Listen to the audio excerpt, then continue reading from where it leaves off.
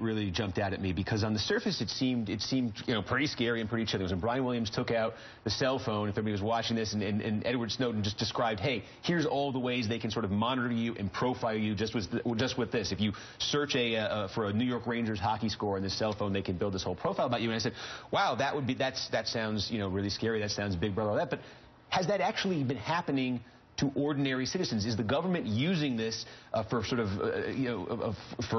malign purposes against ordinary American citizens?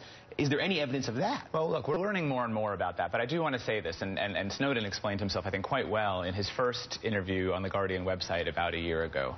The danger is not only what the government is doing with this architecture today. The danger is what it might do with it tomorrow.